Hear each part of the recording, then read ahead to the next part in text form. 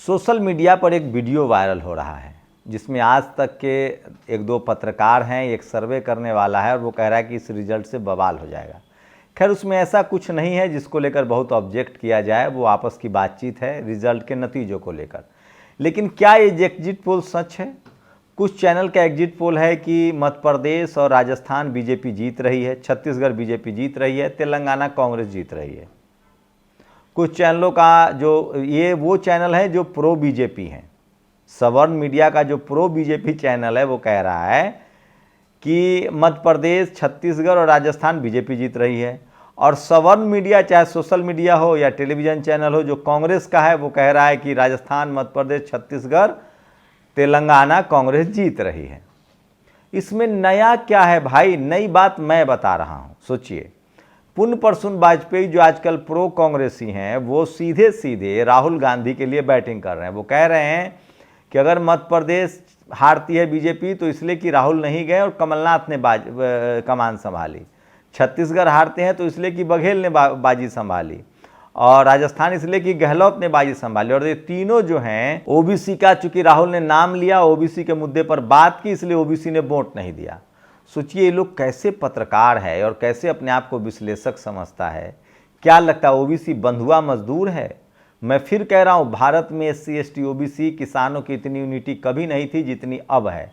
और मैं पहले दिन से बता रहा हूँ कि चुनाव बहुत आसान नहीं है, बहुत मुश्किल होगा, क्योंकि जिस तरह से कांग्रेस की कोशिश थी कि वो अकेले ही फतह कर लेंगे और तमाम रीजनल फोर्सेस को अलग रखेंगे, उन्होंने उनको बड़ा डेंट दिया है। मैं अभी भी कह रहा हूं कि इन तीनों राज्यों में सपा, बसपा और एएसपी, आज़ाद समाज पार्टी और आरएलपी, इन तीनों की वजह से कांग्रेस को बड़ा डेंट लगा है। वहीं आम आदमी पार्टी ने थोड़ा बहुत बीजेपी को डेंट पहुंचाया है।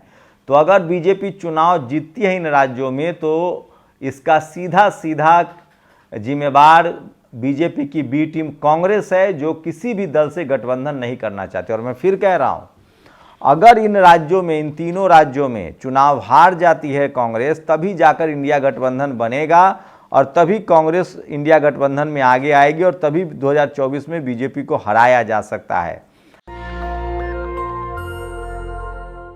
नमस्कार, मैं शंभू कुमार सिंह और आप देख रहे हैं नेशनल दस्तक। मैं फिर कह रहा हूं, बीजेपी की कोई बी टीम है तो वो कांग्रेस है। दरअसल जब लोगों को लगा, सवर्ण नेताओं को लगा, सवर्ण आइडियोलॉग को लगा कि अगर बीजेपी का समय खत्म हो रहा है तो कांग्रेस को उभारा जाए, राहुल गांधी को उभारा जाए। जबकि इंडिया गठबंधन तय हुआ था, नीतीश कुमार, लालू यादव, इन तमाम नेताओं ने कोशिश की थी और एक बड़ा गठबंधन बना था, जिसके बाद बीजेपी सत्ता में थी। लेकिन कांग्रेस के लालच ने इन गठबंधन को तोड़ दिया। सोचिए किस तरह से अखिलेश यादव के साथ फजीहत हुई मध्य प्रदेश में। मैं पिछले दिन से कह रहा हूं कि एससी, एसटी, ओबीसी के लोग बहुत जागरूक हुए हैं, किसान कम्युनिटी के लोग बहुत जागरूक हुए हैं। वो बीजेपी से नाराज हैं, लेकिन वो कांग्रेस से भी खुश नहीं है। राजस्थान में कांग्रेस से कौन खुश है भाई? मूंछ रखने पर क्या हुआ? राजस्थान हो या छत्तीसगढ़ हो, भले बीजेपी की, कांग्रेस की सरकार है, ऐसा क्या हुआ बहुजनों के लिए? एससी, एसटी, ओबीसी के लिए ऐसा क्या हो गया? क्या 27% रिजर्वेशन मिल गया? क्या जाति जनगणना इन्होंने करा दिया?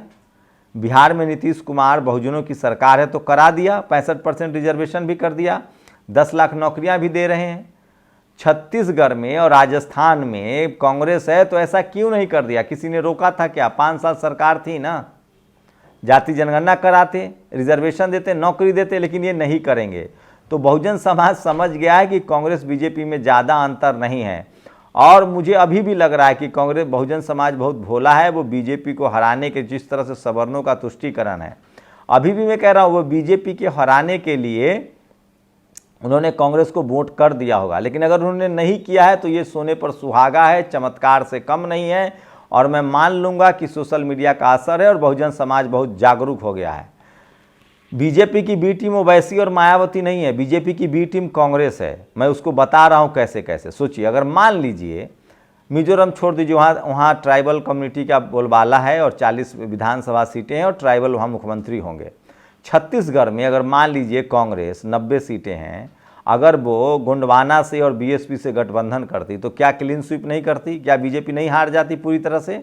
तो नहीं, कांग्रेस को गठबंधन नहीं करना है। उसको या तो सत्ता चाहिए अपनी, या फिर सत्ता में बीजेपी रहे।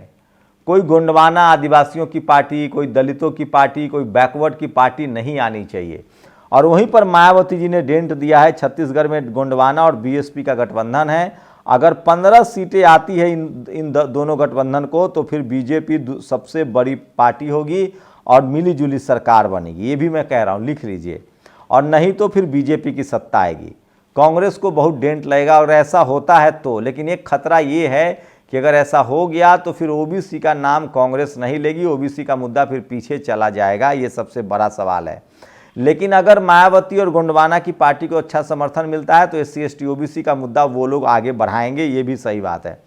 छत्तीसगढ़ में हो गया। एमपी में क्या हुआ सोचिए, एमपी में अखिलेश यादव से गठबंधन नहीं किया कांग्रेस ने। अखिलेश वखिलेश कर रहे थे कमलनाथ, वो कट्टर हिंदू कार्ड खेल रहे थे, खुद अखिलेश धीरेन्द्र शास्त्री के पैरों में जाकर लौट रहे थे।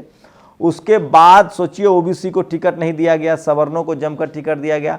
तो आप मंचों से बोलेंगे और सवर्णों को टिकट देंगे तो कौन ओबीसी वोट देगा? वहाँ बीएसपी और बीएसपी जो बहुजन समाज पार्टी है, एएसपी आज़ाद समाज पार्टी है, और उसके बाद समाजवादी पार्टी ने जमकर एससी एसटी ओबीसी को टिकट दिया है और 72-70 सीटों पर इनका प्रभाव है। अगर ये सीट निकालते हैं तो ठीक है, नहीं तो इसका फ़ायदा बीजेपी को जरूर मिलेगा, बीजेपी जीतेगी।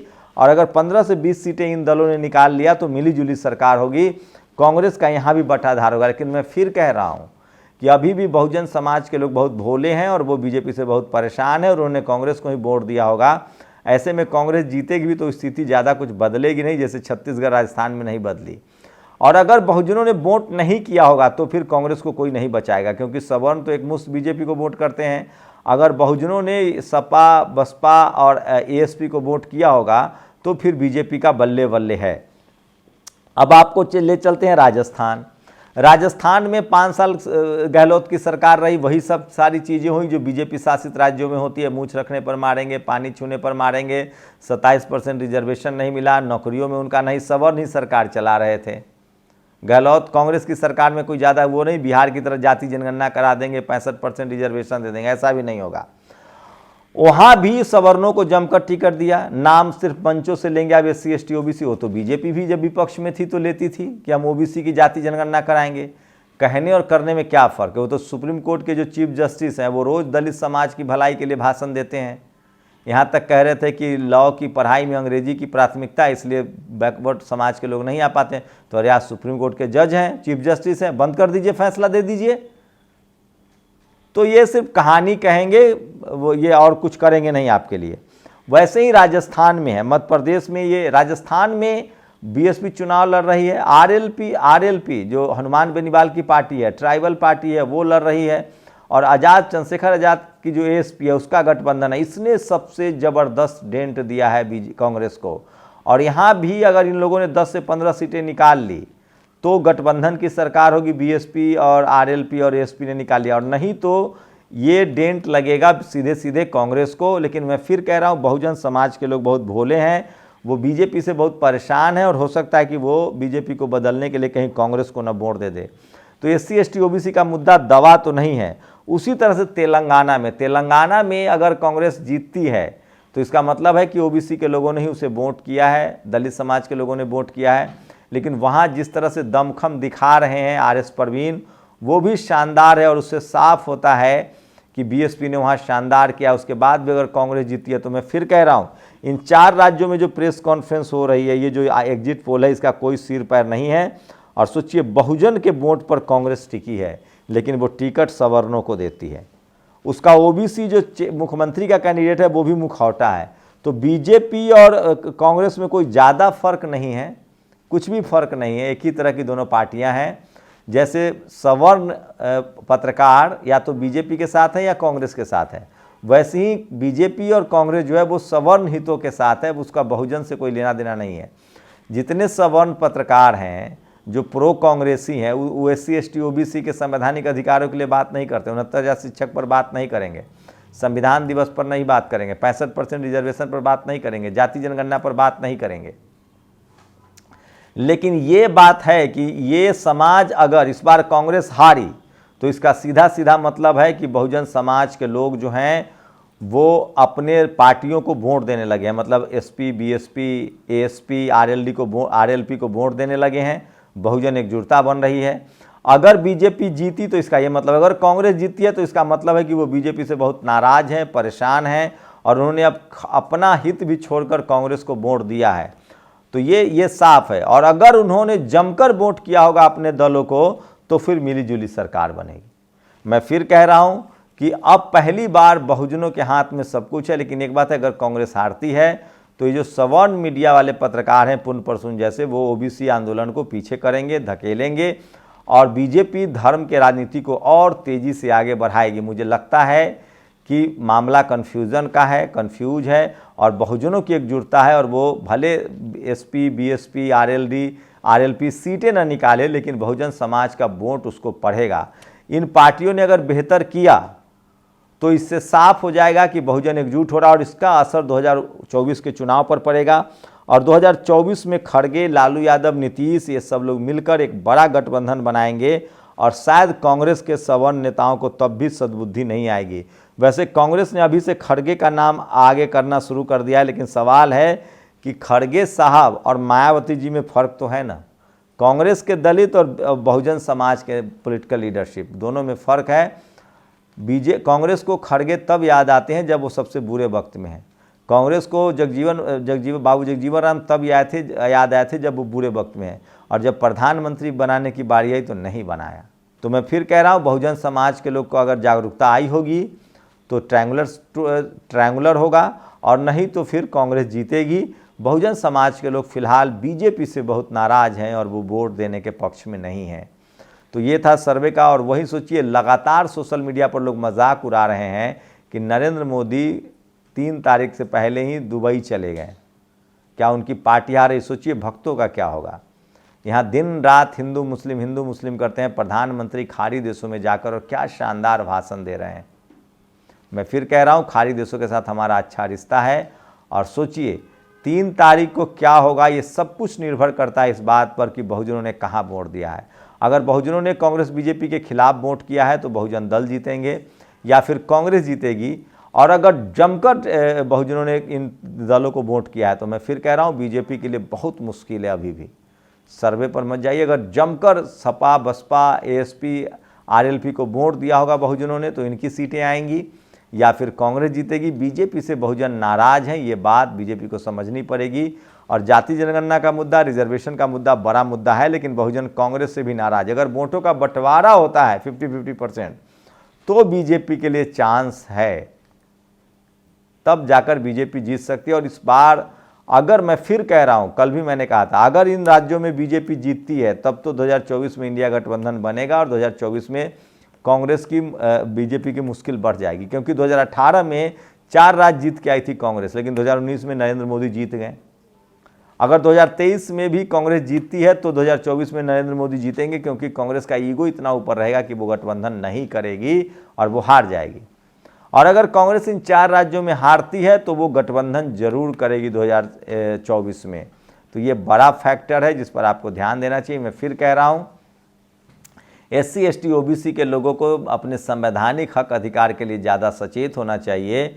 और मान्यवर साहब ने कहा था कि अगर सत्ता में जा नहीं सकते तो सत्ता की कुर्सी हिलाने की ताकत रखो। आपको SC, ST, OBC के रिजर्वेशन का आंदोलन, संवैधानिक अधिकार का आंदोलन आगे बढ़ाना चाहिए। और अगर सपा, SP, BSP, RLP और आज़ाद समाज पार्टी इन सबको बहुजनों ने वोट किया होगा तो ट्रायंगुलर अगर सरकार बनती है तो बहुजनों के लिए सबसे बेहतर है। कांग्रेस बीजेपी में कोई ज़्यादा फर्क नहीं। हाँ, कांग्रेस अगर हार जाती है इन 3 राज्यों में तो 2024 में बीजेपी के लिए मुश्किल होगी, क्योंकि गठबंधन और मजबूत होगा। अगर कांग्रेस जीत जाती है तो 2024 में बीजेपी के लिए आसान होगी लड़ाई, क्योंकि फिर इंडिया गठबंधन में कांग्रेस अपनी धाक जमाएगी, अपनी सत्ता बरकरार रखना चाहेगी। तो ये सबसे बड़ी खबर, इसलिए ज़्यादा लोड मत लीजिए। कांग्रेस जीते या बीजेपी जीते आपको कुछ मिलना नहीं है। अगर ट्रायंगुलर होता है तो आपके हिस्से में कुछ आएगा। हाँ, ये बात है कि अगर कांग्रेस हारती है तो 2024 का गठबंधन मजबूत होगा। अगर कांग्रेस जीतती है तो ओबीसी का आंदोलन थोड़ा मजबूत होगा, ओबीसी के हक अधिकार की बात होगी।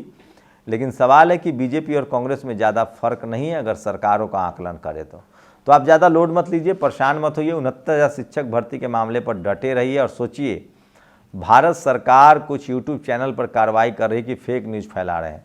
टीवी अखबार से ज़्यादा कोई फेक न्यूज़ फैलाता है क्या? वो तो एग्जिट पोल भी फेक फैलाते हैं। शुक्रिया।